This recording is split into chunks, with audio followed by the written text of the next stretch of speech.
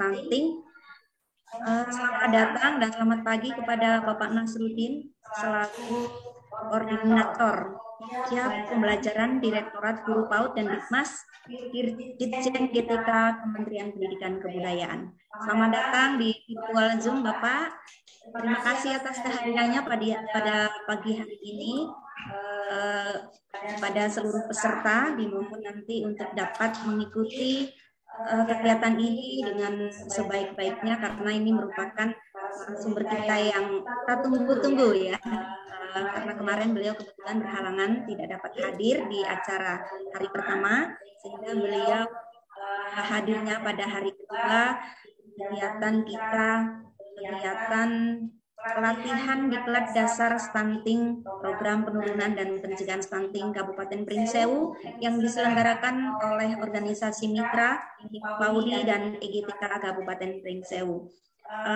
Di sini sudah masuk 226 peserta Bapak, dan untuk itu sebagai narasumber mudah-mudahan nanti apa yang disampaikan akan dapat bermanfaat untuk semua peserta yang hadir pada kegiatan hari ini.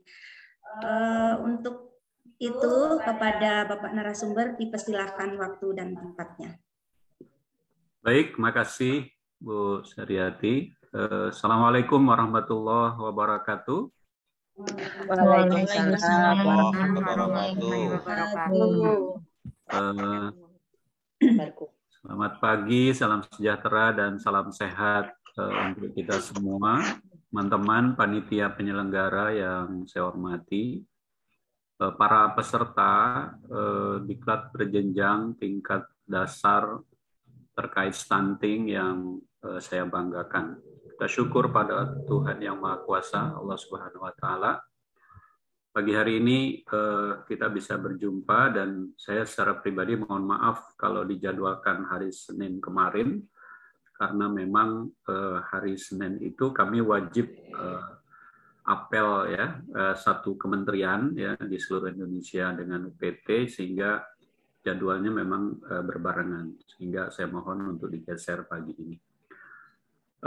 Waktu kita mungkin tidak banyak karena saya nanti jam 9.25 ya ke 9.30 paling lambat harus sudah bergeser di kegiatan lain untuk menyampaikan materi juga.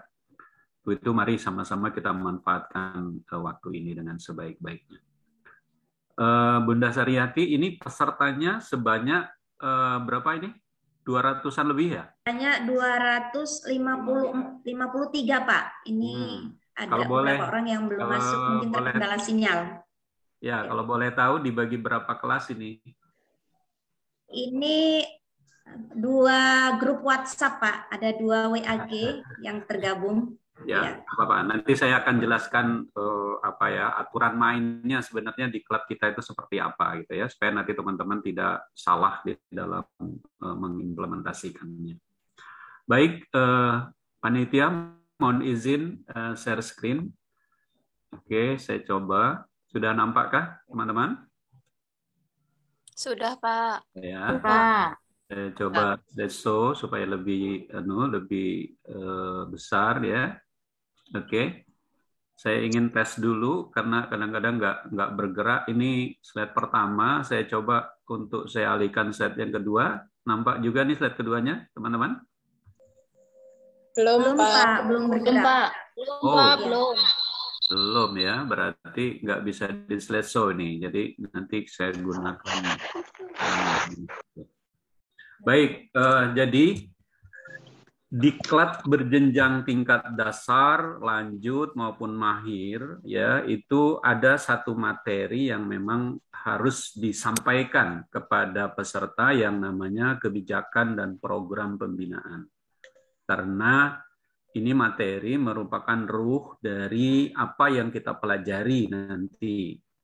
Kalau terkait dengan stunting, maka kita letakkan itu di diklat dasar.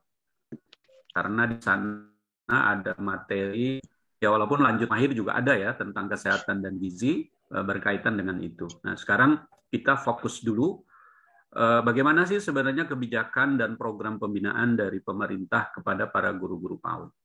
Nah sebelum ke sana, saya ingin bertanya, walaupun nggak perlu dijawab secara langsung, menjadi guru PAUD itu suatu pekerjaan atau suatu profesi atau tidak, teman-teman? Jawabannya pasti suatu profesi, ya. Suatu profesi, Pak. Ya, jadi guru PAUD itu adalah profesi yang sangat mulia, pekerjaan yang sangat mulia, yang sedang disandang atau sedang dijabat oleh teman-teman yang ada di ruang ini. Nah, kalau teman-teman sudah meyakini bahwa guru PAUD itu adalah suatu profesi, suatu pekerjaan mulia, maka teman-teman harus ingat tidak ada pilihan lain kecuali kita harus ahli di bidang profesi kita ini. Kita harus betul-betul paham pekerjaan kita sebagai guru PAUD itu sebagai suatu profesi itu apa, gitu. Karena jika ini tidak terjadi, jika ada guru PAUD yang tidak ahli di bidang PAUD, maka kalau saya kembalikan kepada mohon maaf ini yang Muslim ya, hadis Nabi mengatakan apabila pekerjaan diserahkan kepada orang yang bukan ahlinya, maka tunggu saja masa kehancurannya. Artinya kalau guru-guru PAUD tidak ngerti tentang PAUD, tidak tahu bagaimana proses pembelajaran di PAUD, tidak tahu apa yang akan dituntaskan di pendidikan anak usia dini, maka 20-30 tahun yang akan datang akan terjadi kehancuran generasi yang kita bina itu. Jadi teman-teman, sadar bahwa kita harus menjadi orang yang ahli di bidang PAUD, menguasai tentang kepaudan. Itu yang pertama. Nah, yang kedua, teman-teman yang saya hormati, kita beberapa tahun ini mengalami satu kondisi yang tidak kondusif yang menyebabkan terjadinya yang disebut dengan kehilangan kesempatan belajar bagi anak-anak kita. Ya, learning loss itu merupakan satu masalah yang saat ini oleh pemerintah, mari kita pulihkan itu. Mari kita recovery, kita pulihkan pembelajaran itu. Nah, untuk bisa memulihkan itu nggak ada pilihan lain kecuali kita harus memberi pelayanan PAUD kepada masyarakat yang berkualitas. Nah, jadi teman-teman, kebijakan yang sudah disepakati secara nasional bahwa saat ini nggak boleh lagi kalau kita membuka PAUD, kalau kita menjadi guru PAUD itu sekedar ada. Yang harus kita lakukan berupaya bagaimana memberi layanan PAUD yang berkualitas. Apa yang bisa membuat layanan PAUD kita berkualitas? Banyak, tapi saya pagi ini hanya menjelaskan 4 hal saja. Yang pertama, layanan PAUD tidak akan terjadi kalau di satuan PAUD kepala PAUD-nya, kepala satuannya, itu tidak memiliki yang namanya instructional leadership, kepemimpinan pembelajaran. Jadi seorang kepala satuan PAUD itu harus paham betul yang namanya kepemimpinan pembelajaran. Karena dia punya tugas mengelola lembaga, mengelola satuan untuk menghasilkan satuan yang bisa menciptakan ekosistem pendidikan yang menyenangkan, ekosistem pendidikan yang melibatkan semua pihak, ekosistem pendidikan yang tidak kaku, dan juga ekosistem pendidikan yang memiliki makna bagi anak, orang tua, masyarakat di sekitar kita. Nah, kepala-kepala satuan yang seperti ini itu nggak mungkin muncul begitu saja tanpa ada pembinaan. Makanya kita siapkan program namanya Guru Penggerak. Itu mempersiapkan kepemimpinan pembelajaran di setiap satuan PAUD. Ya. Dan kepala satuan ini harus paham apa yang harus dia lakukan terkait dengan tuntutan standar. Ada standar pengelolaan, ada standar sarana prasarana, ada standar pembiayaan, ya, dan standar-standar lain tentunya dari standar nasional pendidikan kita. Itu yang pertama. Nah, yang kedua, teman-teman, nggak bisa memberi layanan PAUD yang terbaik kalau gurunya itu tidak mampu melaksanakan proses pembelajaran secara berkualitas. Ya, guru PAUD itu tugasnya adalah bagaimana melaksanakan proses pembelajaran. Nah, proses pembelajaran itu nggak boleh sekedar ada, tapi proses pembelajaran itu harus berkualitas. Kayak apa proses pembelajaran yang berkualitas itu nanti akan saya jelaskan berikutnya. Tetapi yang harus teman-teman paham, kalau disebut proses pembelajaran, maka yang harus kita pahami, pertama, di situ ada perencanaan pembelajaran. Di situ ada strategi pembelajaran. Di situ ada yang namanya penilaian hasil pembelajaran. Dan di situ ada yang namanya refleksi, evaluasi hasil pembelajaran. Jadi teman-teman, proses pembelajaran ini menjadi hal yang sangat penting karena dia merupakan tugas pokok kita sebagai guru. Jadi kalau Anda ditanya, tugas pokok guru PAUD itu apa? Tugas pokok guru PAUD adalah melaksanakan proses pembelajaran. Harus tahu tentang perencanaan, harus tahu tentang cara belajar, harus tahu tentang penilaian, dan harus mampu terus-menerus melakukan perbaikan-perbaikan. Untuk itu, harus diberi sentuhan nih para guru melalui diklat. Ya, ada program pendidikan profesi guru, ada program guru belajar berbagi. Ada lagi yang baru diluncurkan oleh Pak Menteri kemarin terkait dengan kurikulum Merdeka yang namanya platform Merdeka Mengajar. Jadi banyak sekali. Di samping ada program sekolah penggerak, ada program organisasi penggerak. Nah, Pak Nas, apa cukup hanya 2 kepala satuan dan guru yang bisa memberikan layanan yang berkualitas? Tidak. Ada lagi 2 faktor yang penting juga, yaitu kemitraan dengan orang tua. Jadi bicara stunting itu kan kita nggak bisa intervensi langsung kepada anak-anak itu. Yang melakukan adalah orang tua. Bicara tentang pembelajaran dalam kondisi darurat kemarin itu ya, kita BDR, belajar dari rumah, atau PJJ, pembelajaran jarak jauh. Nggak bisa guru tanpa bermitra sama orang tua. Ada nggak di Pringsewu BDR nggak melibatkan orang tua? Nggak ada. Ya, PTMT masih melibatkan orang tua. Kata kepala Satgas, oke, boleh PTMT. Kata kepala dinas, boleh PTMT. Kata kepala satuan, boleh PTMT. Kata guru, boleh. Tapi kata orang tua, saya nggak mengizinkan anak saya PTMT, nggak bisa kita memaksa orang tua untuk melepas anaknya belajar tatap muka terbatas itu. Jadi teman-teman, orang tua ini pegang peran yang luar biasa. Nah, Pak Nas, dengan orang tua itu bermitra, kita harus berbuat apa? Yang pertama, buat sarana komunikasi efektif dengan seluruh orang tua murid kita. Jadi sekarang ini banyak cara untuk kita bisa berkomunikasi. Ya, apakah kita membentuk WA group, kita membentuk sarana komunikasi lainnya, pokoknya nggak ada tuh yang kita putus hubungan dengan orang tua. Harus selalu berkomunikasi. Jadi harus ada sarana komunikasi. Yang kedua, yang paling penting juga adalah ada program pembinaan, program pencerahan kepada para orang tua terkait dengan proses pembelajaran di PAUD. Jadi kalau cuma guru saja yang tahu tentang proses pembelajaran berkualitas, sementara orang tua itu nggak ngerti apa-apa, nggak bisa. Karena apa? Anak kita itu dalam satu hari hidup selama 24 jam. Dengan kita di satuan PAUD hanya 2-3 jam saja. Selebihnya mereka bersama orang tuanya.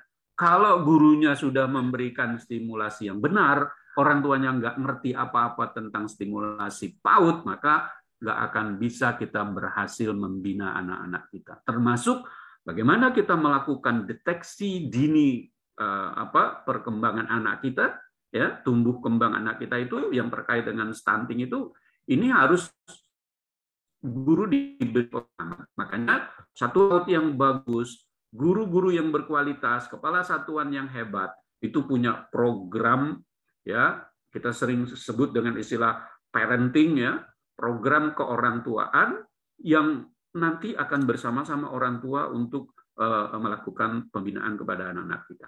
Dan yang satu lagi ya, yaitu bagaimana kita memastikan telah memberikan layanan esensial kepada anak usia dini kita. Layanan esensial yang kita sering sebut dengan istilah PAUD HI, yang P-nya itu sering disalahartikan pendidikan, padahal PAUD HI itu P-nya adalah pengembangan anak usia dini holistik integratif. Ini adalah menjadi titik tolak ya terkait dengan strategi penurunan stunting. Kalau PAUD HI-nya nggak jalan, maka anak-anak kita itu strategi penurunan stunting nggak akan terjadi. Layanan dasar kepada anak kita mulai dari pendidikan, kesejahteraan, kesehatan gizi, perlindungan dan sebagainya itu harus dipenuhi di satuan PAUD kita, walaupun memang tidak mudah karena kita harus berkoordinasi dengan instansi-instansi lain di luar instansi pendidikan kita. Dengan BKKBN, dengan kesehatan, ya, dengan Kementerian Desa, dan lembaga-lembaga lain. Itu yang menjadi kebijakan bahwa untuk memulihkan proses pembelajaran anak kita, maka kita harus bisa memberi layanan yang berkualitas. Nah, Pak Nas, layanan yang berkualitas ini kaitannya dengan apa? Kaitannya adalah bagaimana kita mampu memenuhi standar. Nah, jadi kalau Anda lihat di dalam tayangan saya itu, di paling kanan ada 2 bulatan, terpenuhinya standar. Kita punya standar pendidikan, ada 8. Saya kasih gambaran ilustrasi yang 8 standar itu seperti ini, Bapak Ibu sekalian. Jadi proses pemenuhan layanan PAUD yang berkualitas itu sangat erat berkaitan dengan pemenuhan standar-standar pendidikan. Ya, inputnya, kalau saya gambarkan input, proses, output, outcome itu adalah PTK-nya, gurunya, kepala satuannya. Ya, sekarang di PP 57 disebut dengan tenaga kependidikan. Jadi guru harus memenuhi standar kualifikasi. Ada 2, terkait dengan kualifikasi akademik dan yang kedua terkait dengan kompetensi. Ya, terkait dengan kualifikasi dan kompetensi akan berdampak kepada apakah guru itu profesional atau tidak, apakah guru itu berkarakter atau tidak, apakah guru itu memiliki nasionalisme yang kuat atau tidak, apakah guru itu menjadi manusia pembelajar atau tidak, apakah guru itu berorientasi kepada anak didiknya atau tidak, itu sangat menentukan sekali sebagai inputnya. Makanya harus diberi sentuhan terus-menerus. Berbagai program-program ditawarkan kepada guru-guru yang akan memenuhi kualifikasi dan memenuhi kompetensi. Nah, itu 1. Nah, di proses itu ada 6 standar. Ya.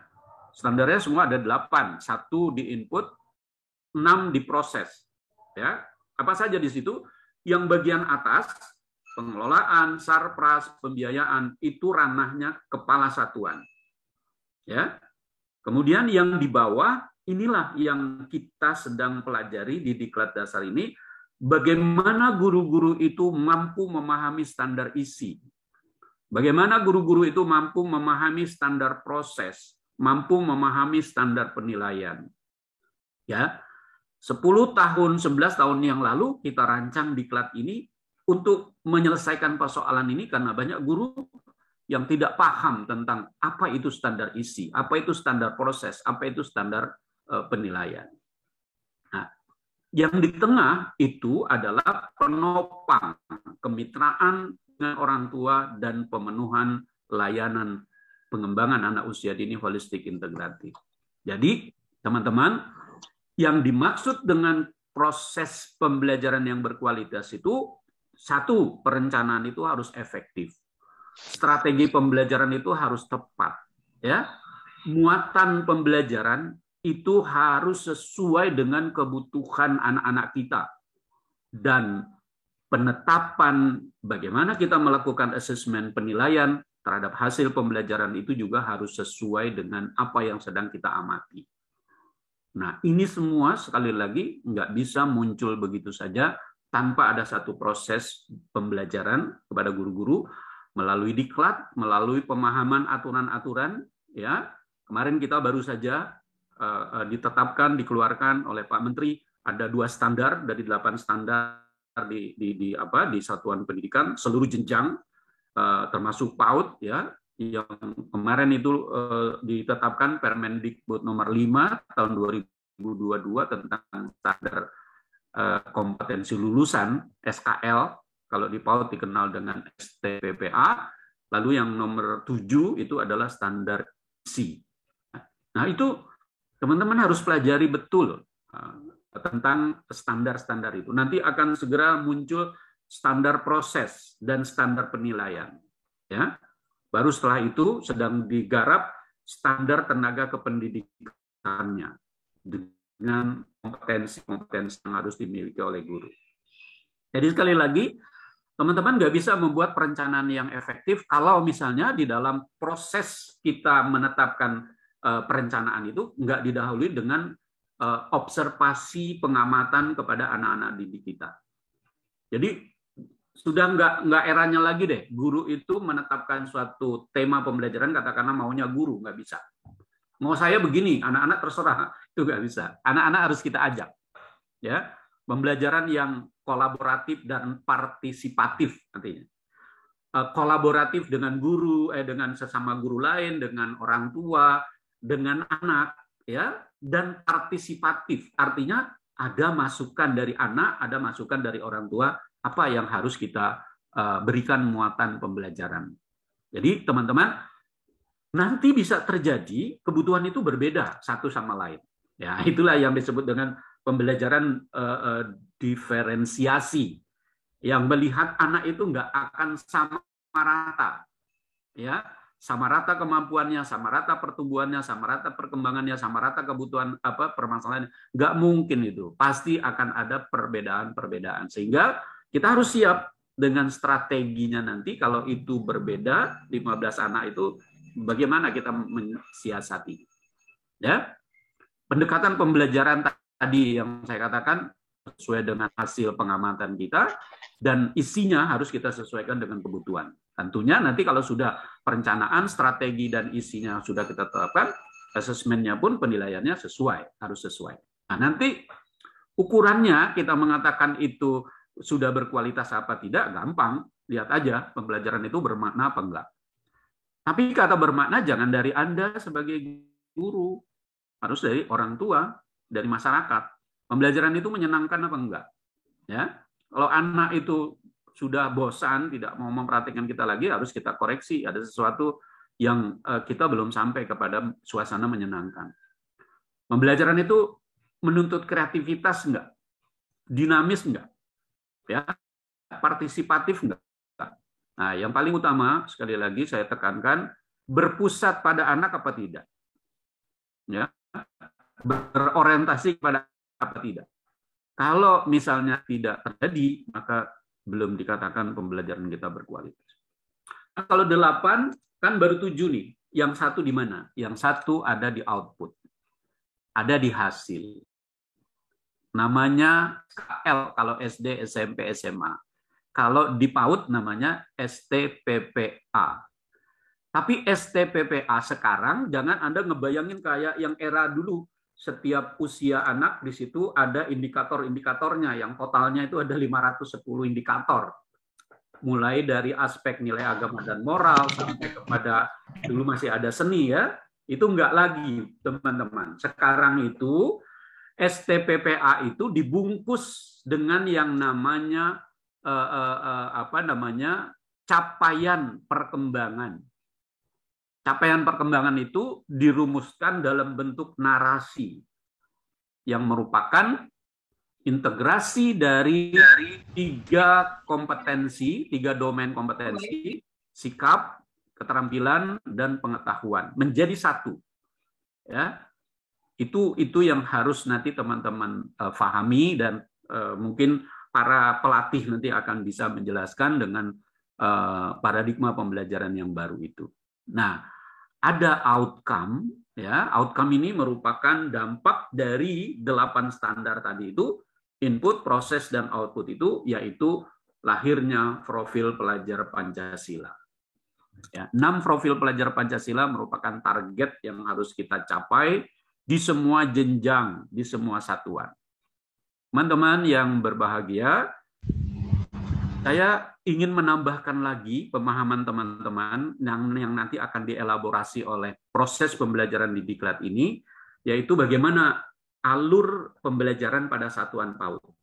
Ya, ini ada kata diawali dengan kata pengembangan, karena nanti yang banyak itu mengembangkan adalah para guru. Jadi merdeka belajar itu betul-betul kita diberi kemerdekaan untuk mengelola sendiri apa yang kita lihat, apa yang kita rasakan, apa yang menjadi persoalan dan kebutuhan, maka kita yang meramu sendiri. Tetapi teman-teman harus paham alurnya. Nah, sekarang saya ingin menjelaskan begini, Bapak Ibu. Karena kita berada di PAUD, kan sama-sama kita pahami dulu PAUD itu apa menurut peraturan yang ada saat ini. Di Undang-Undang Sisdiknas, di PP 57, di peraturan-peraturan menteri, itu dikatakan PAUD adalah upaya pembinaan. Kata kunci pertama, upaya pembinaan. Artinya, teman-teman yang sedang menjadi guru PAUD, teman-teman yang menjadi kepala satuan PAUD itu orang-orang yang sedang membina. Pertanyaan saya, kalau kita sedang membina, apakah kita perlu ilmunya atau tidak? Maka jawabannya pasti perlu. Membina tanpa ilmu itu nanti akan bahaya, ya. Bukan membina, tapi membinasakan jadinya. Nah, siapa yang kita bina? Anak. Anak yang mana? Anak udah. Caranya dengan memberikan rangsangan-rangsangan pendidikan. Caranya dengan menerapkan proses pembelajaran yang berkualitas. Jadi rangsangan pendidikan itu tidak lain adalah proses pembelajaran mulai dari perencanaan, ya. Perencanaan itu diawali dengan pengamatan kebutuhan anak kita itu apa. Nah, itu yang kita lakukan. Terus yang terancang apanya? Pertumbuhan dan perkembangan anak kita. Agar mereka nanti menjadi anak yang benar-benar siap memasuki jenjang-jenjang pendidikan berikutnya. Nah, dari sini dapat kita katakan bahwa hakikatnya pendidikan anak usia dini itu adalah memberikan stimulasi. Tapi stimulasi nggak begitu saja muncul. Untuk menjadikan anak-anak kita menjadi anak-anak yang berprofil pelajar Pancasila, kita harus paham pertama, aspek perkembangan anak itu menjadi mutlak harus kita pahami. Pak Nas, di Diklat Dasar diberikan nggak itu tentang aspek perkembangan anak? Ada, mulai dari konsep dasar PAUD, anak berkebutuhan khusus, ya. Nah, kemudian nanti akan diberikan juga materi-materi yang dibutuhkan oleh teman-teman. Nilai agama dan moral. Kadang ada tambahan namanya nilai Pancasila. Ada fisik motorik, ada kognitif, ada bahasa, ada sosial emosional. Aspek ini yang dikembangkan menjadi SKL-nya di PAUD yang namanya STPPA, yang itu nanti akan diintegrasikan menjadi kompetensi anak-anak kita, apakah sikapnya, apakah keterampilannya, apakah pengetahuannya menjadi terintegrasi, tetapi sekarang ini dikemas itu semua bukan dalam bentuk yang dulu KI dan KD.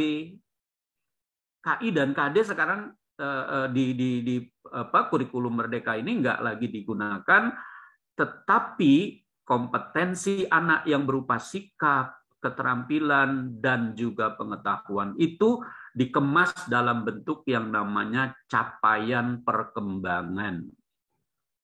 Jadi capaian perkembangan itu di dalam satuan PAUD itu ya ada 8 ya capaian perkembangan dari 6 aspek perkembangan anak.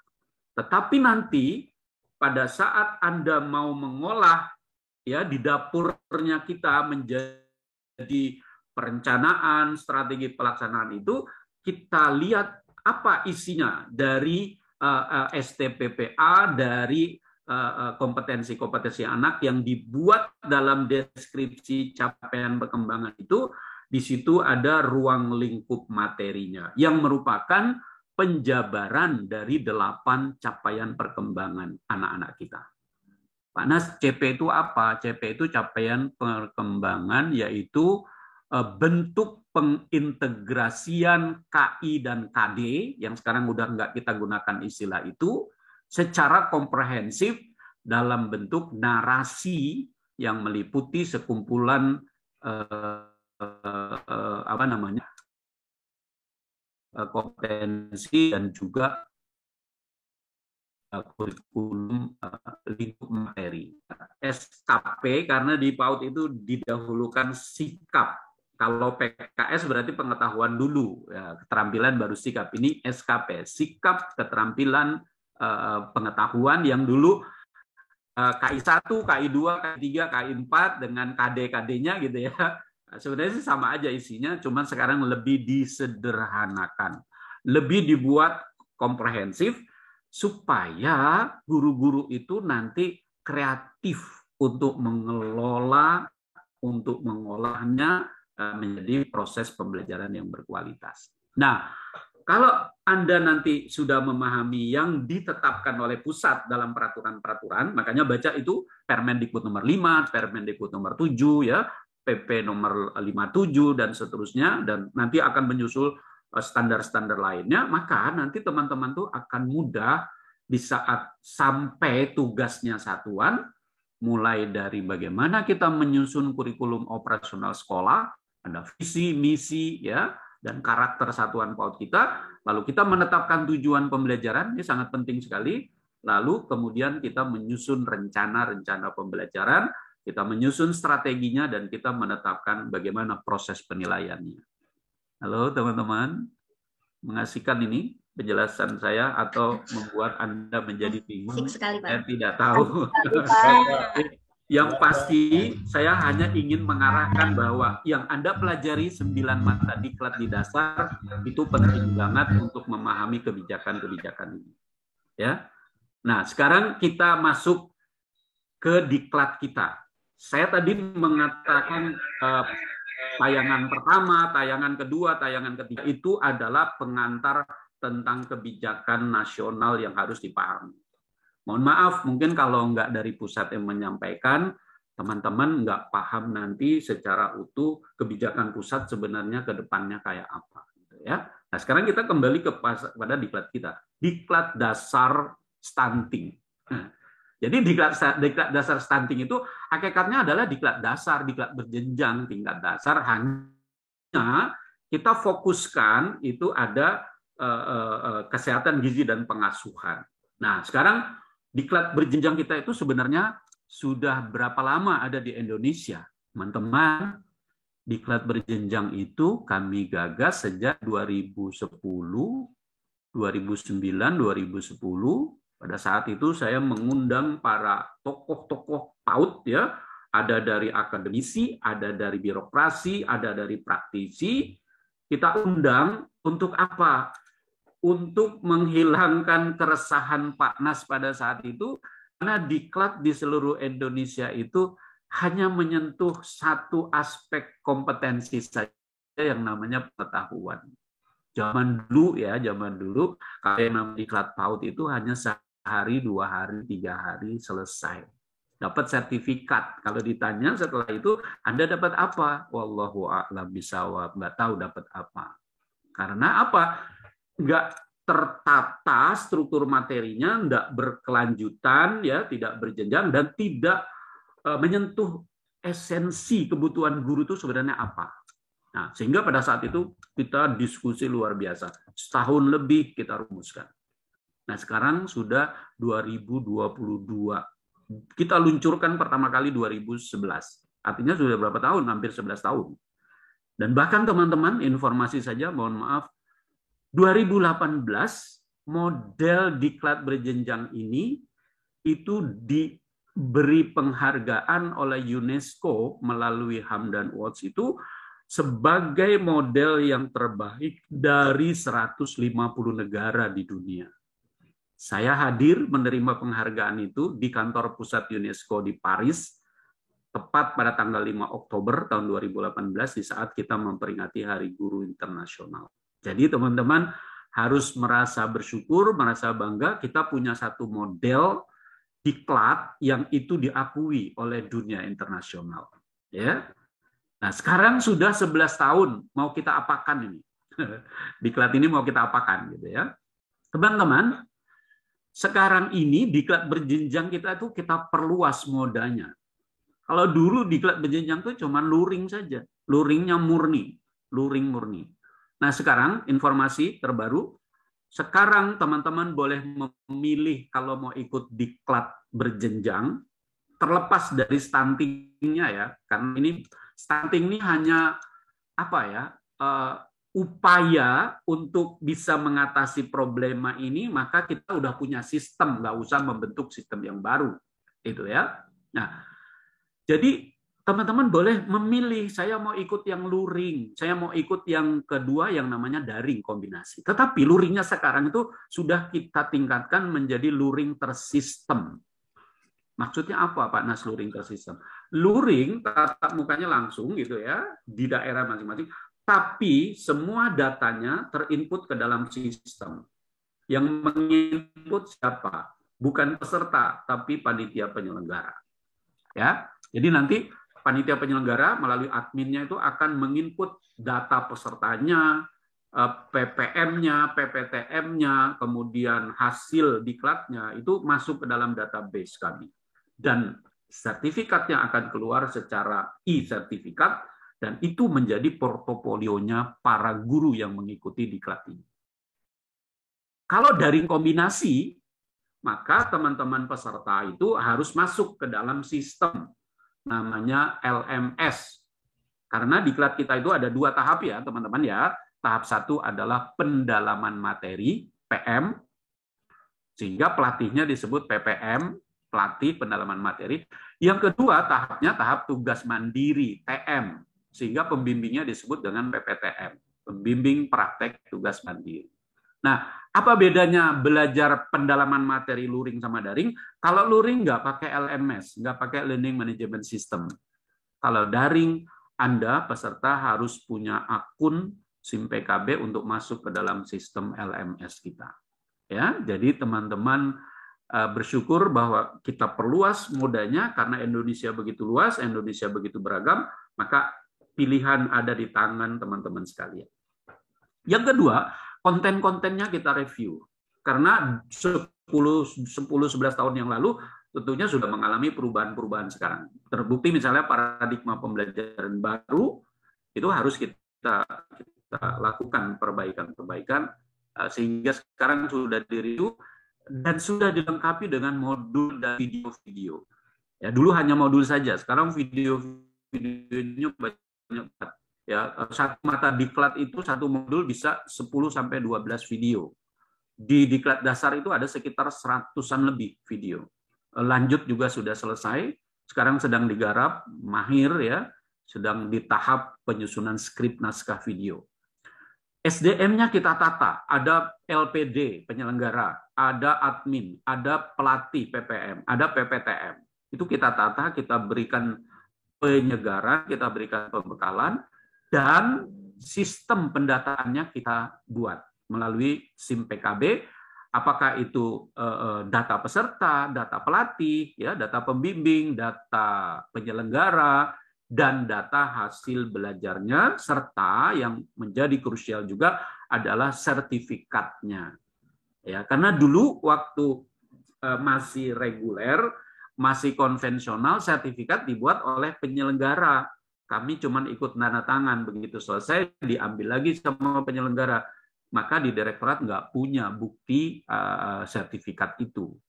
Nah sekarang ini kalau dalam sistem, kapanpun nanti akan bisa dibuka sertifikat itu. Siapa yang udah pernah ikut, kapan ikutnya, hasilnya dapat predikat sangat baik kah? Baik, cukup ya. Itu sudah bisa terlihat di sana. Saya lanjut teman-teman. Ini pengembangan modelnya ya. Oke. Host mungkin ada yang bisa ngatasin ini, ada yang iseng nih, coret ya. Slide-nya Biasa kurang gitu. lebar Pak, slide-nya Pak. Kurang besar, Ya, Pak. kalau saya besarkan, ini nggak bergerak nih. Saya juga nggak tahu kenapa ini. Saya coba lagi ya, teman-teman. Ini bergerak nggak? Nampak nggak? Nggak nampak Pak, nggak ada perubahan Pak.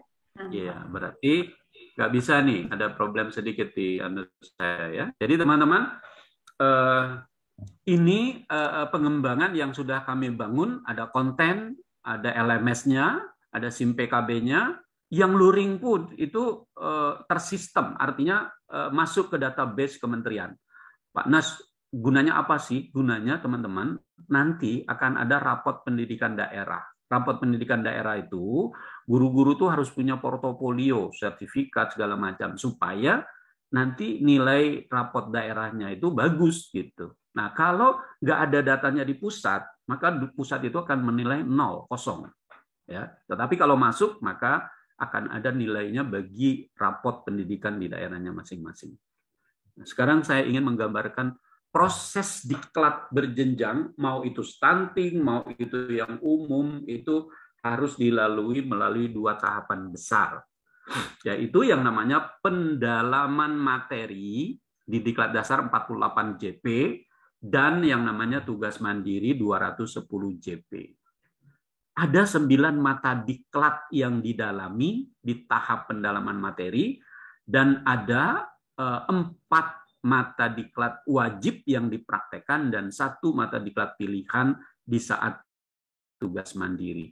Ini mau apapun, mau stunting, mau bukan stunting, diklat dasar, diklat lanjut, harus paham panitia penyelenggara. Halo?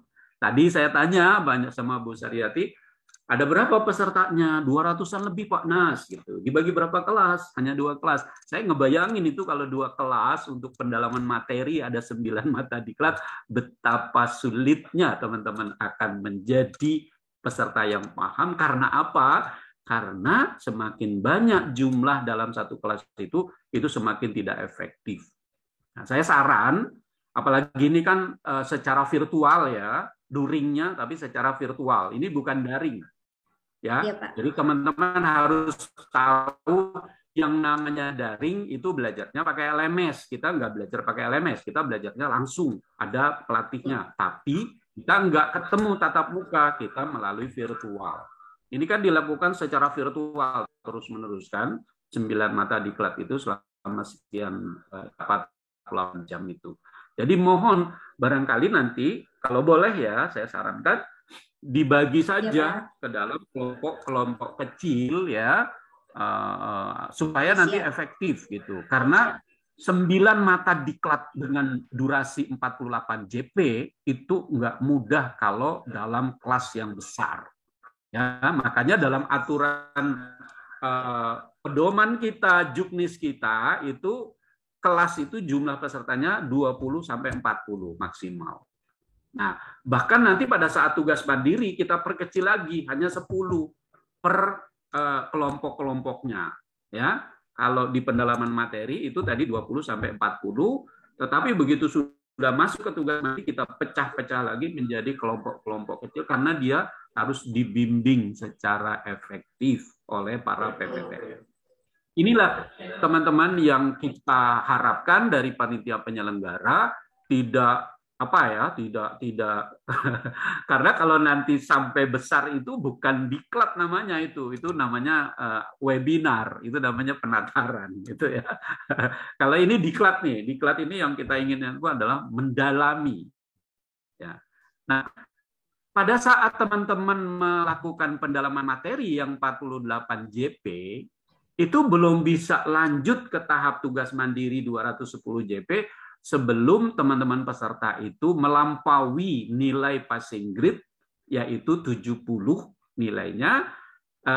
Dari mana itu? Dari post-test, dari penugasan, dan dari keaktifan.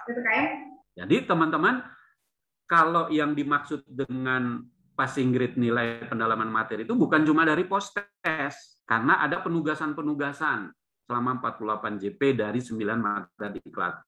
Ada keaktifan peserta. Nanti di WA juga kelihatan yang aktif siapa, yang melaksanakan tugas siapa. Lalu ada post test. Itu di jumlah Kalau nggak mencapai 70, mohon maaf, nggak bisa lanjut ke tugas mandiri. Ini aturan yang sudah kita tetapkan sekian tahun yang lalu, yang kadang-kadang di lapangan diabaikan oleh panitia penyelenggara. Wislah pokoknya semua lulus ikut tugas mandiri, gitu ya. Nah, di tugas mandiri nanti teman-teman ngapain? Tugas mandiri itu adalah mempraktekkan apa yang sudah dipelajari di pendalaman materi, ya. Tapi nggak seluruh mata diklat. Nah, di dasar itu cukup banyak. Ada 4 mata diklat, ya, yang 3 itu wajib. Apa itu? Perencanaan, ya, cara belajar, kemudian penilaian, kemudian juga sebenarnya ada satu lagi yaitu tentang kesehatan dan gizi, ya. Jadi teman-teman itu harus paham apa yang dipraktekkan di tugas mandiri itu, ya, bukan semua mata diklat. Ada pengaturan JP-nya 133 JP itu di satuan PAUD, jadi tugas mandirinya pertama dilaksanakan di satuan PAUD-nya peserta. Tapi untuk memberi wawasan yang baru, peserta itu diajak juga pada tahap berikutnya di satuan PAUD orang lain, namanya kunjungan belajar lokal. Nah, kalau sudah pendalaman materi 48 JP, tugas praktek di satuan peserta 133 JP, lalu KBL di satuan orang lain itu studi banding 21 JP, maka peserta harus berbagi ilmunya kepada guru lain. Namanya pengimbasan. Pengimbasan itu harus dilakukan di gugus-gugus PAUD, ya, di pusat kegiatan gugus PAUD. Guru yang diimbaskan ditetapkan oleh panitia penyelenggara, tetapi peserta itu harus bisa berbagi ilmu kepada guru lain yang belum pernah ikut diklat, supaya ada penularan ilmu. Ya, ilmu itu kalau dibagi orang makin banyak, bukan makin kurang. Nah, sisanya adalah digunakan 35 jam pelajaran untuk menyusun laporan. Aturan mainnya pada saat praktek, pada saat tugas mandiri itu PPTM-nya itu 1 untuk 10 orang peserta maksimal. Jadi 1:10. Kalau ada 40 peserta, maka ada 4 PPTM. Ada 4 lokasi di mana untuk KBL-nya dan ada 4 gugus yang harus digunakan. Kalau dia jumlahnya 40. Nah, ini 250 lebih. Jadi harus disiapkan cukup banyak untuk melaksanakan praktek bahasan, ya, KBL. Kalau di satuannya ya sejumlah peserta itu yang dilakukan. Itu teman-teman, terakhir saya ingin menyampaikan dampaknya apa diklat ini. Kalau bagi guru silakan nanti dirasakan sendiri. Bagi satuan PAUD itu terkait dengan akreditasi. Para asesor-asesor di Pringsewu mengerti banget itu betapa besar nilainya sertifikat diklat itu bagi akreditasi lembaga. Dan bagi pemerintah daerah ada 3. Yang pertama, pemerintah daerah itu memerlukan dukungan dari kita tentang indikator capaian layanan PAUD berkualitas melalui rapot pendidikan daerah. Jadi teman-teman, nanti itu bukan cuma murid yang punya rapot ya, pemerintah daerah pun juga punya rapot. Rapotnya dari mana nilainya? Dari apakah pemerintah daerah itu perhatian enggak sama guru-guru PAUD-nya untuk mendiklatkan, untuk meningkatkan kualifikasi akademik gitu ya. Kalau tidak, maka nanti rapotnya menjadi jelek. Nah, itu. Nah, jadi pemerintah daerah itu punya kewajiban bagaimana meningkatkan kualitas guru PAUD ya, terkait dengan kualifikasi, terkait dengan potensi melalui program-program yang sudah diluncurkan oleh pemerintah pusat. Yang kedua, pemerintah daerah itu punya kewajiban untuk melaksanakan namanya SPM, standar pelayanan minimal. Itu kewajiban buat pemerintah daerah dan haknya masyarakat. PAUD ada di level kabupaten kota. Maka SPM itu banyak kaitannya dengan peningkatan kualitas layanan PAUD. Jadi saya ceritakan tadi itu kemitraan dengan orang tua, penerapan PAUD HI, ya, peningkatan kualitas guru dalam proses pembelajaran, peningkatan kepala satuan itu menjadi kewajiban pemerintah daerah dalam SPM ya, dan itu haknya masyarakat. Kita kan masyarakat nih, guru. Ya, masyarakat yang harus dilayani oleh pemerintah. Yang terakhir ini yang sangat erat kaitannya dengan apa yang kita lakukan sekarang mengenai diksar stunting, bahwa sudah lahir pada tahun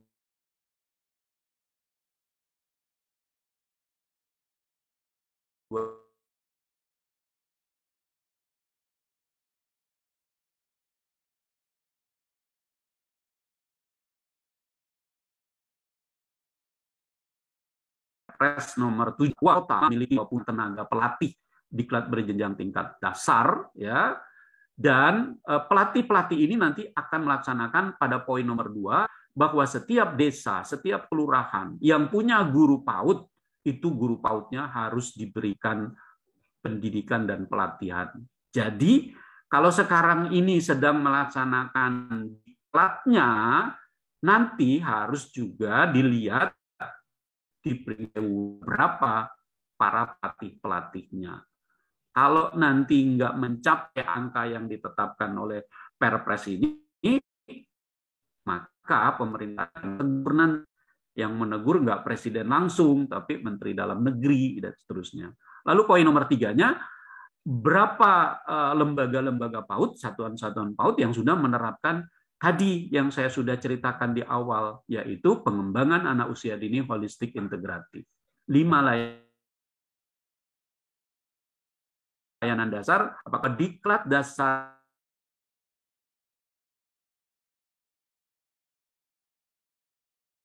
sekarang ini sedang fokus ke masalah stunting, tetapi di dalam diklat ini sekaligus, ya, sekali mendayung 2-3 pulau terlampaui, ya, maka teman-teman diberi wawasan bagaimana menjadi guru yang bisa melaksanakan proses pembelajaran yang berkualitas, bagaimana menjadi kepala satuan untuk menjadi seorang kepemimpinan pembelajaran yang baik, dan bagaimana kita, guru, kepala satuan, dan satuannya bermitra dengan orang tua, dan mendorong implementasi dari pengembangan anak usia dini holistik dan integratif.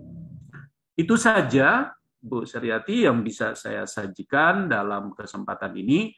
Masih ada waktu, ya, mungkin kita bisa manfaatkan untuk kita saling bertukar pikiran, untuk saling berbagi informasi, ataupun juga jika memang diperlukan ada penjelasan-penjelasan tambahan yang bisa saya lakukan, akan saya lakukan di sini. Terima kasih. Saya kembalikan ke moderator dari saya. Assalamualaikum warahmatullahi wabarakatuh.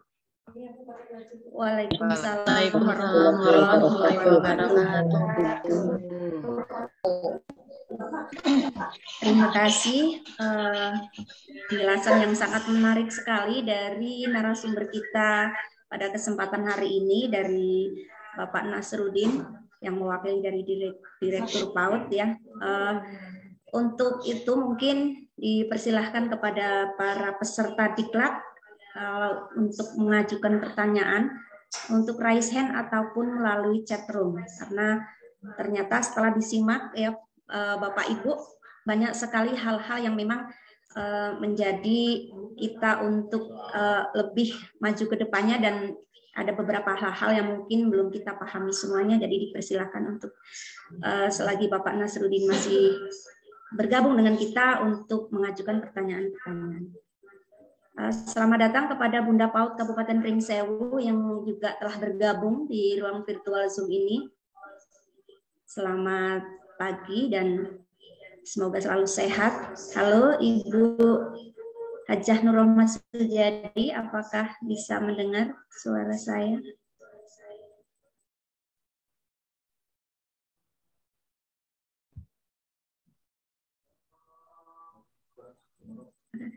Sudah ada yang raise hand, Bu, siapa tuh? Bu Herlina. Bu Herlinawati, silahkan Bu Herlinawati kalau ingin mengajukan pertanyaan. Dibuka unmute-nya dulu. Ya, baik. Assalamualaikum warahmatullahi wabarakatuh. Salam. Perkenalkan, nama saya Herlinawati dari PK Darul Hadiyah. Iya, menarik sekali Pak mengikuti diklat ini.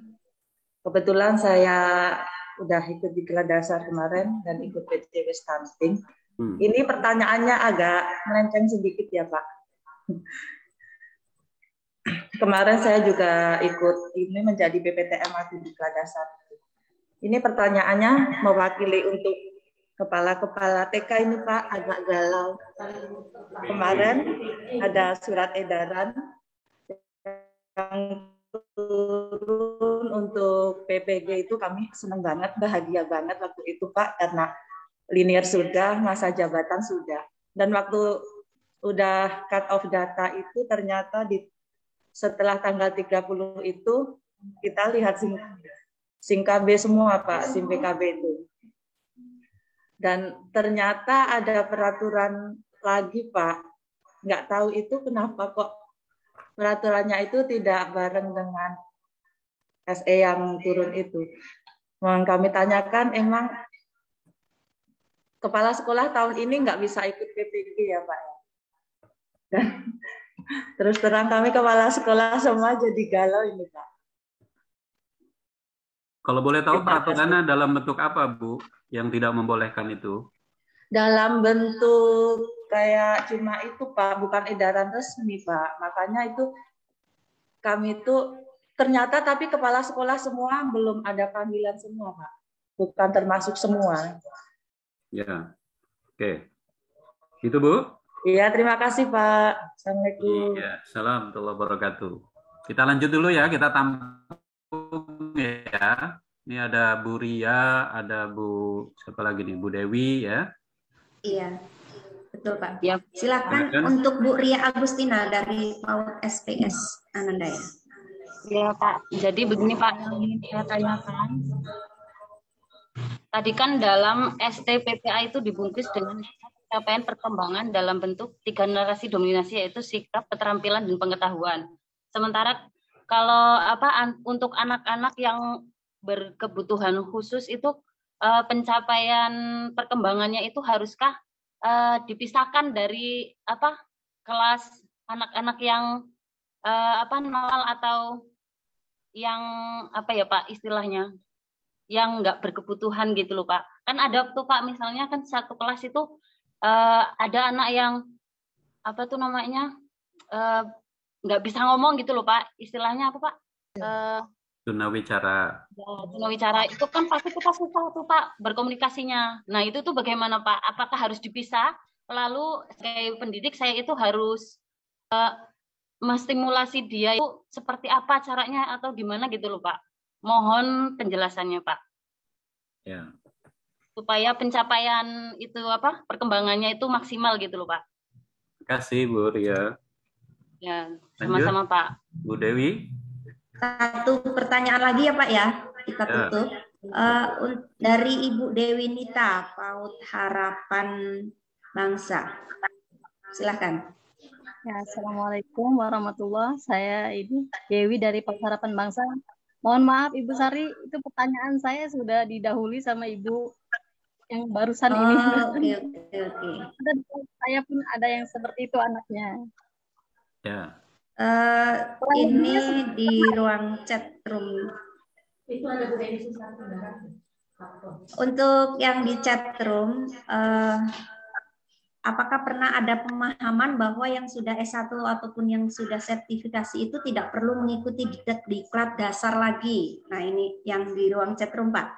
Jadi ada yang bertanya dari Ibu Dini, TK Tarbiyatul Aulad, apakah guru-guru PAUD yang sudah S1 ataupun yang sudah sertifikasi tidak perlu mengikuti diklat?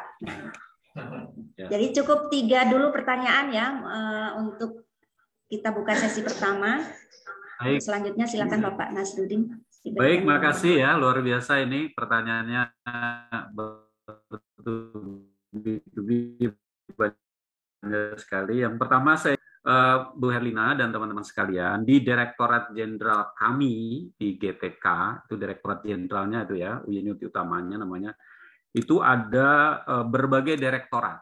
Nah, jadi ini harus tahu nih, ada namanya Direktorat Jenjang, itu ada 3, yaitu kami, Direktorat Guru PAUD, nah, ada Direktorat Guru Pendidikan Dasar yang ngurus SD dan SMP, ada Direktorat Dikmensus, yaitu guru yang ngurus pendidikan menengah dan pendidikan khusus. Jadi tadi yang ditanya nomor 2 itu nanti ada di sana. Lalu ada direktorat lagi 2, yaitu namanya Direktorat Profesi yang ditanyakan Bu Lina itu, yang menangani tentang program, salah satunya adalah pendidikan profesi guru. Tapi ada satu direktorat lagi namanya Direktorat KSPS dan Tendik. Jadi yang ngurus kepala sekolah, yang ngurus pengawas, penilik, ya, dan tenaga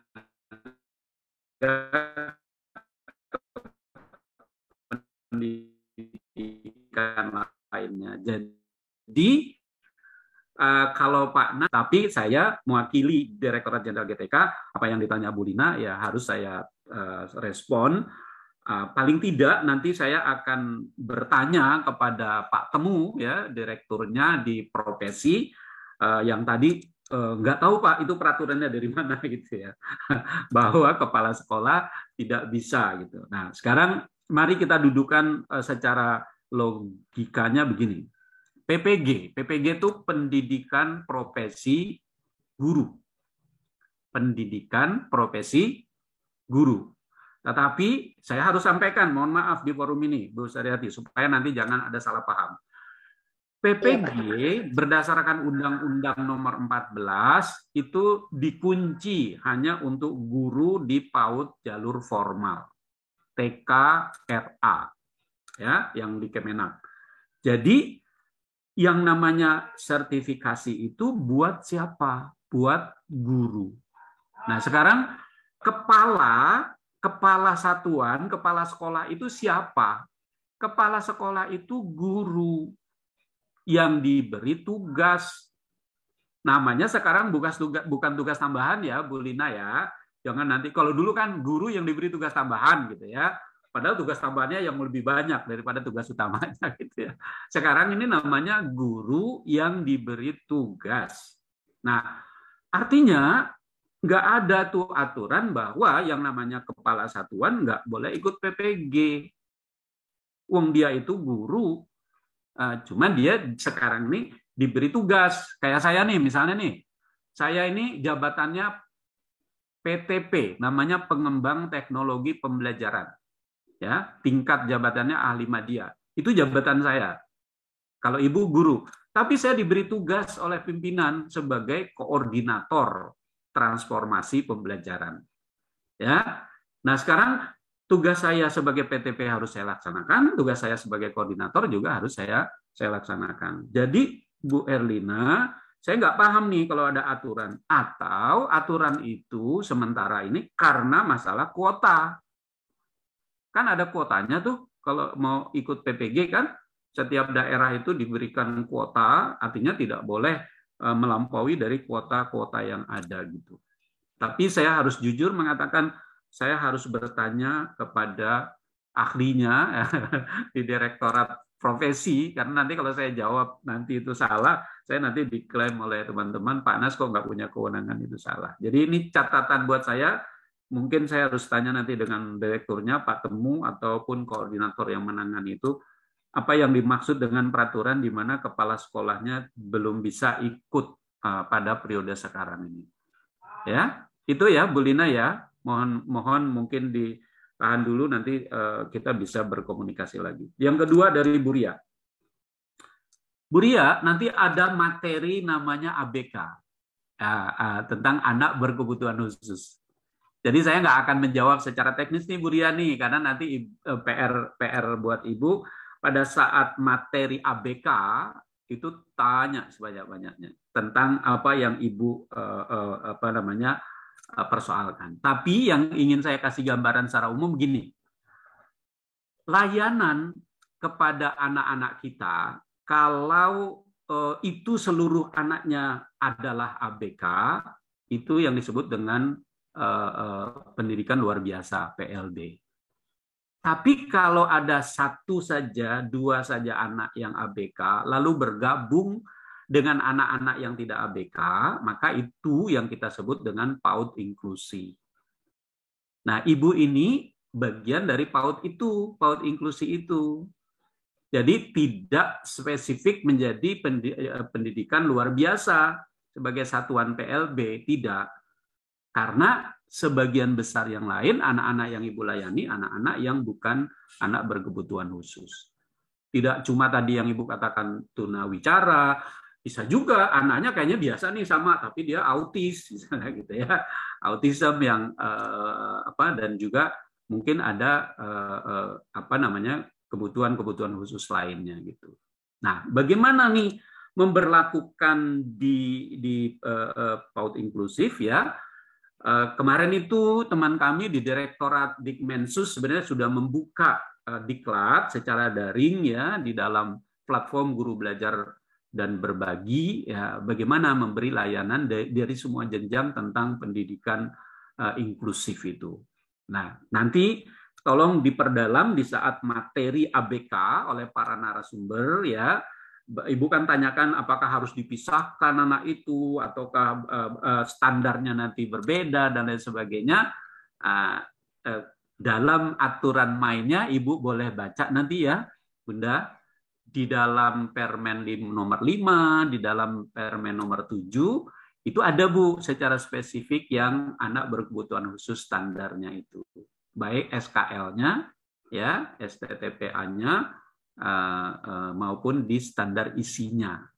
Saya nggak mungkin menjelaskan itu karena nanti waktunya nggak akan cukup. Jadi kesimpulannya, Bu Ria, perdalam nanti pada saat materi ABK-nya ya, diskusikan sama para narasumbernya supaya nanti Ibu punya pegangan untuk melakukan stimulasinya. Ibu Dewi tadi sama ya, udah nanya gitu juga, cuman keduluan Bu Ria. Gitu. Oke. Nah ini yang menarik nih pertanyaan di chat ini. Pertanyaan di chat ini mengatakan gini, mohon penjelasan apakah benar kalau guru yang sudah S1, guru yang sudah sertifikasi nggak perlu ikut diklat. Itu. Pertanyaan saya, kalau disebut S1, S1-nya S1 apa? Apakah S1 PAUD, S1 psikologi, atau jangan-jangan S1-nya politik internasional, S1-nya biologi, gitu ya. Yang kedua, kalau guru sudah sertifikasi, pertanyaan saya, apakah memang guru yang sudah sertifikasi jaminan pasti sudah profesional? Halo? Belum tentu, Pak. Belum tentu. Belum tentu, Pak. Jadi teman-teman bisa ngejawab sendiri gitu loh. Yang sudah S1, yang sudah sertifikasi, apakah memang sudah betul-betul menjadi guru yang tadi saya gambarkan proses pembelajarannya sudah berkualitas? Bisa jadi belum. Bahkan, maaf ya, penelitian sudah dilakukan sejak 10 tahun yang lalu oleh organisasi eksternal, bahkan internasional, ternyata tidak ada korelasi yang signifikan antara sertifikasi dengan kualitas layanan guru tadi itu. Memang ini menyedihkan, terus terang aja. Nah, makanya kami nggak menutup diklat ini. Bagi yang sudah S1, bagi yang sudah sertifikasi, silakan kalau Anda memang menjadi guru pembelajar, guru yang merasa bahwa dia harus terus mengasah, harus terus meningkatkan kompetensinya, maka tidak akan rugi guru yang terus-menerus mengikuti peningkatan kompetensi. Yang kedua, kan ada diklat, ya, ada guru yang ikut diklat, tapi juga ada kan guru yang mau menjadi pelatih diklat. Dia udah S1, dia udah sertifikasi, dia mau jadi pelatih. Nggak bisa secara otomatis yang sudah S1 PAUD sudah sertifikasi jadi pelatih. Nggak ada itu. Tetap dia harus ikut yang namanya pelatihan calon pelatih, PCP, untuk jadi PPM. Untuk bisa ikut PCP, dia harus ikut diklatnya dulu. Untuk jadi PPTM, nggak bisa ikut Bintek PPTM 32 JP sebelum dia merasakan bagaimana ikut diklat dasar, lanjut, mahir. Karena orang yang tidak pernah merasakan tugas mandiri, sulit nanti melakukan bimbingan kepada peserta di saat tugas mandiri. Jadi kesimpulannya atas pertanyaan ini, kita terbuka bagi siapa saja yang ingin meningkatkan kemampuannya, monggo silakan. Begitu, Bunda, yang ditanya di chat tadi itu bagus pertanyaannya, sehingga membuat menjadi clear bahwa apa yang kita tawarkan ini adalah satu upaya untuk terus-menerus meningkatkan kapasitas guru untuk menjadi guru-guru yang ahli di bidangnya. Saya kembalikan ke Ibu Moderator. Oke, luar biasa sekali ya untuk jawaban tadi dari Pak Nasruddin. Ternyata banyak sekali hal-hal yang memang harus kita ketahui secara langsung jawabannya dari Direktorat PAUD, sehingga guru-guru akan lebih paham terkait masalah diklat dasar stunting ini. Selamat datang kepada Bunda PAUD Kabupaten Pringsewu. Selamat bergabung dengan kami di virtual Zoom dalam acara Diklat Dasar Program Penurunan Stunting kerjasama Himpaudi dan Egitika Pringsewu. Ibu Sujadi bisa mendengar suara saya? Ya, benar. Ya, terima kasih. Assalamualaikum, Bunda. Salam Ibu untuk memberikan ya, Pak Nasruddin ya. Ya, Bunda. Terima kasih ini Pak. Saya ikut menyimak tadi paparan dari jawaban dari pertanyaan-pertanyaan dari guru-guru PAUD ataupun dari TK. Nambah ilmu. Ya, mohon didukung terus Bunda, para guru-guru supaya terus semangat itu ya. Pokoknya semampu saya dan semaksimal mungkin saya akan terus mengikuti. Baik, terima kasih. Iya, Bu Seriati, ini di chat nih banyak yang nanya nih Bu tentang sertifikasi ya, yang dari non formal. Jadi teman-teman, saya ulang sekali lagi, undang-undang yang mengatakan bahwa Undang-Undang 14, maksud saya guru dan dosen itu yang mengunci bahwa untuk sertifikasi sertifikasi pendidik ya itu hanya diberikan kepada guru yang ada di jalur formal. Nah, saya ingin menambahkan gini teman-teman. Kita sebenarnya punya peluang yang lebih hebat dari sertifikasi yang di jalur formal itu. Jadi ada program kami namanya Tindak Lanjut Peningkatan Kompetensi. Bunda, ini Bunda PAUD ya, Ibu. Kita itu strateginya untuk diklat ini, peningkatan kompetensi itu ada strategi yang di daerah itu sebenarnya basis kita itu nanti kita akan memanfaatkan komunitas guru.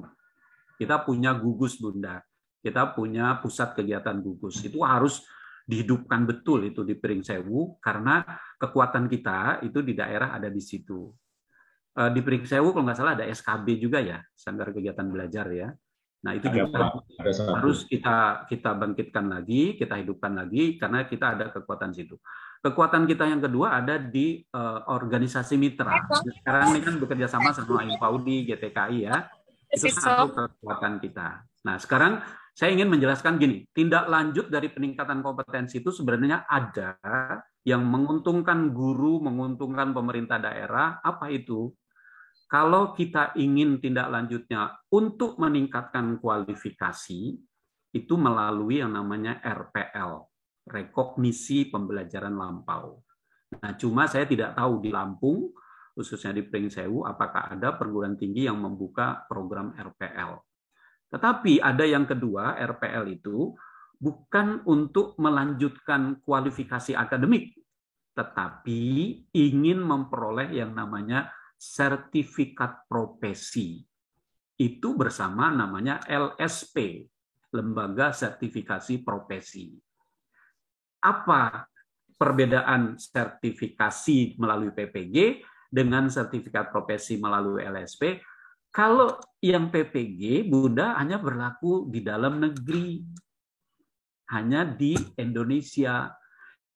Jika guru Pringsewu misalnya ada yang diminta mengajar di Brunei, di Singapura, di luar negeri, nggak bisa pakai yang namanya sertifikat PPG itu.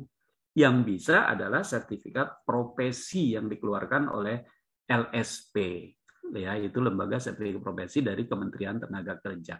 Nah, kami sekarang, Bunda, ingin mendorong nih, yuk guru-guru yang hebat gitu ya, yang terutama ada di jalur non formal barangkali yang belum berkesempatan untuk ikut PPG, maka kita dorong, mau nggak kita memiliki sertifikat yang justru statusnya menjadi internasional, artinya berlaku di negara-negara lain. Sekarang kita nggak sadar loh Bunda, orang-orang di luar sana sudah banyak masuk ke Indonesia yang jadi guru PAUD, terutama di sekolah-sekolah SPK itu, yang dulu istilahnya sekolah internasional ya, itu mereka masuk ke sini harus ada sertifikat profesinya, kalau nggak ada nggak bisa gitu. Nah, saya belum mendengar tuh orang Indonesia yang diminta ke luar negeri untuk ngajar gitu. Kan boleh kita bermimpi untuk menjadi guru yang tidak hanya di Indonesia, tapi juga kita mengajar ke luar negara orang. Ya, itu ya. Jadi teman-teman nggak usah ini. Yang kedua, sekarang ini undang-undang sedang ada nih upaya untuk melakukan revisi. Undang-undang Sisdiknas, undang-undang guru dan dosen, itu sedang dilakukan revisi-revisi yang bocorannya ya, bocorannya. Tapi kan undang-undang itu harus diketuk di DPR itu. Bocorannya itu nanti tidak lagi membedakan jalur. Yang diutamakan adalah pemenuhan standarnya. Kita setuju semua tuh, ya. Kalau pemenuhan standar mau jalurnya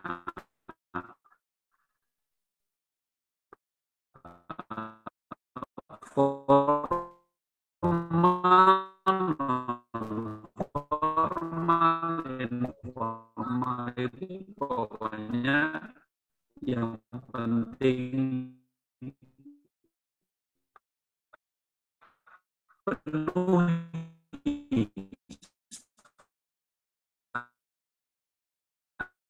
standar. Itu saya kira ya untuk merespon yang ada di chat ini banyak banget ini yang nanti saya khawatir kalau nggak saya gini kan.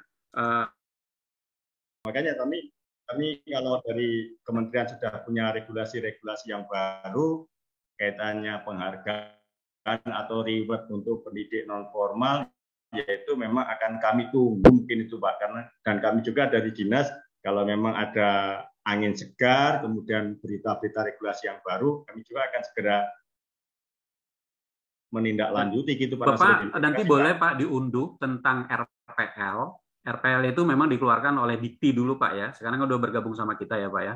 Itu ada peraturan menterinya, ada edaran dirjennya sebagai juknisnya, dan itu menarik Pak untuk didalami. Ternyata rekognisi pembelajaran lampau, dasarnya itu kan Perpres tentang Pak SKKNI yang dikeluarkan oleh Presiden ya, standar kualifikasi kompetensi nasional.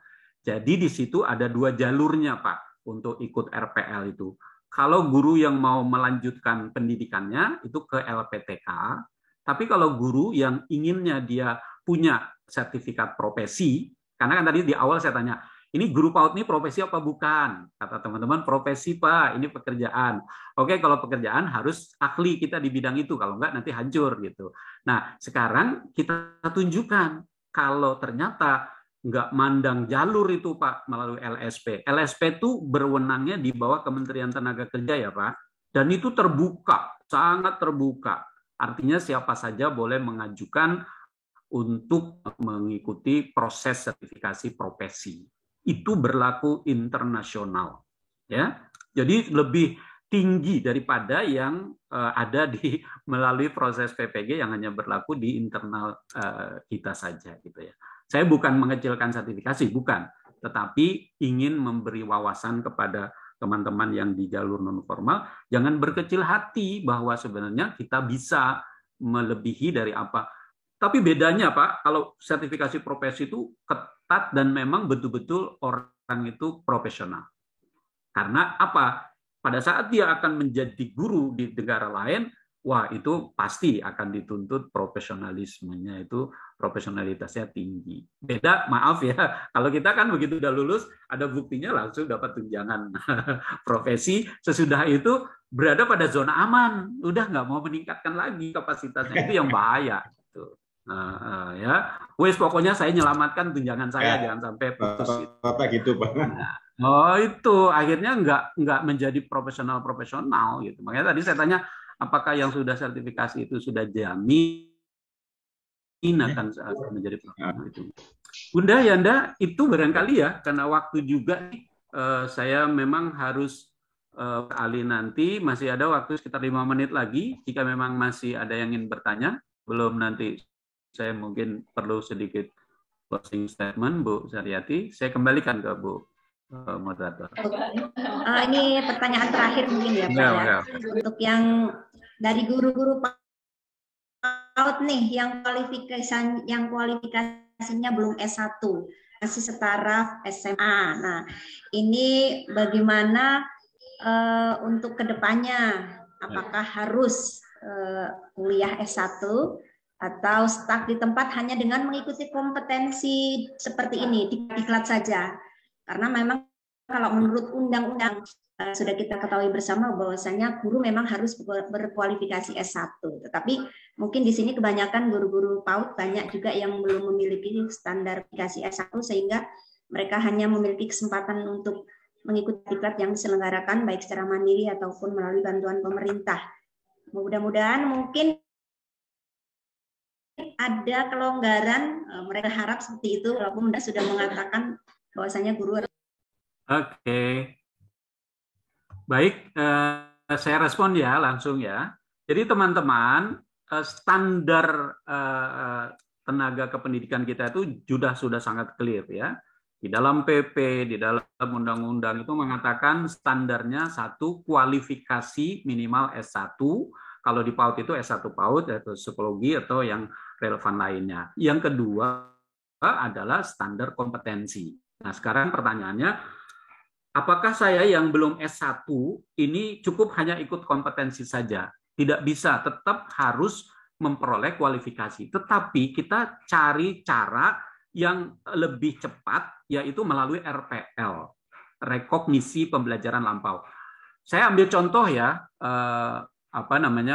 Bunda Yanda, di Jawa Tengah itu banyak sekali guru-guru PAUD yang bisa dari SMA ke S1 PAUD melalui RPL itu lebih cepat. Karena apa? Di Jawa Tengah itu kebetulan ada 2 perguruan tinggi yang sudah membuka program RPL, ada di Unisped, Universitas Veteran, ada di UPGRIS, Universitas PGRI Semarang. Nah, Bapak Ibu, dasar lanjut mahir itu di Unisped diakui sampai 70 SKS. Jadi kalau S1 itu 120 ya, 140 SKS, maka dia mengikuti di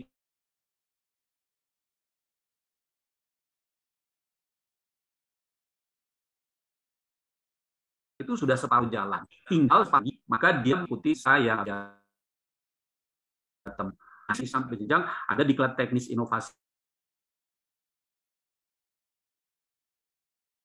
kompetensi itu akan menambah lagi nanti SKS.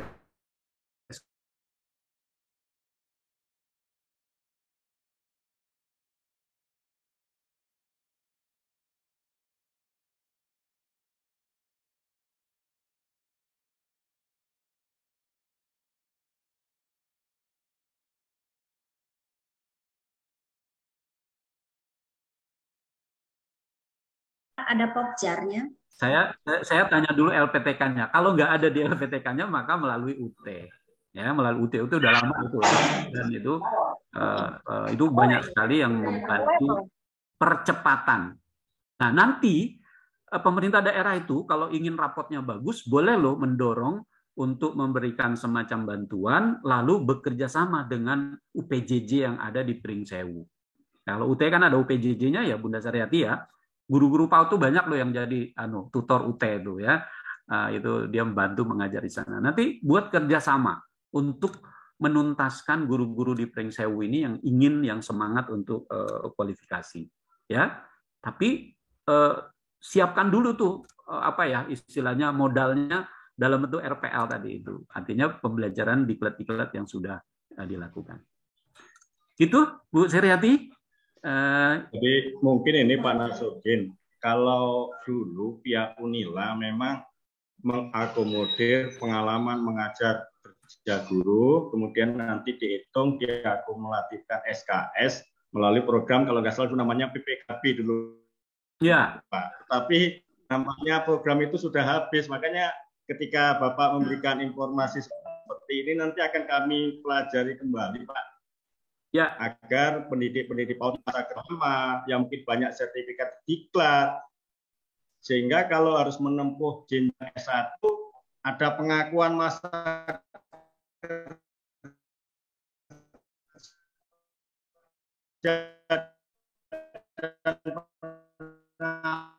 pengalaman seperti itu Pak, kayak dan tapi namanya juga lagi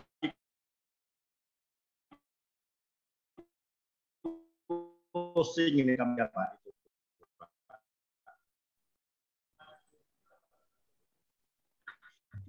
Ya Pak, PPKHB dulu itu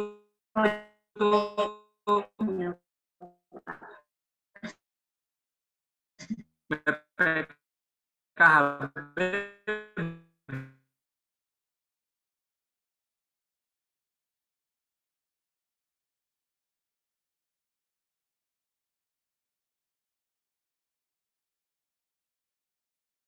membuka